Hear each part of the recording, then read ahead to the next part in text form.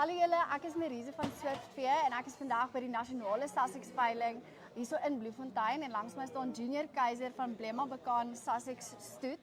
Junior, baie dankie vir jou tyd vandag en eerstens baie geluk met jou koop van vandag. Nasionale Sussex rekord weer vandag gebreek. Baie geluk. Vertel ons bietjie meer asseblief van hierdie lot. Baie dankie. Hierdie bil kyk ons nou al na so vir die laaste 3 jaar.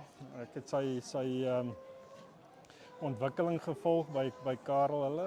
En die hoofrede hoekom ons in hom belangstel is uitstekende syfers en uitstekende groei en dit word baie goed gekomplementeer met sy looks en sy bou en ons is baie opgewonde om hom te kon koop. Miskien 'n bietjie meer as wat ons wou betaal het, maar op die einde van die dag dink ek is goed vir die ras en is goed vir ons stoet en ons sien regtig uit na sy nageslag daar by ons. Ja, verseker. En die Sussex het 'n ongelooflike jaar sover gehad en lekker vooruitsigte nog vir die jaar wat kom.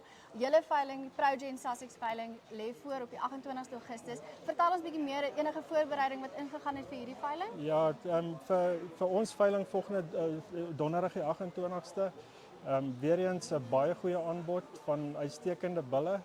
Meer gefokus op aanpasbaarheid en bulle wat op jou plaas sal afklim en dadelik beginne werk.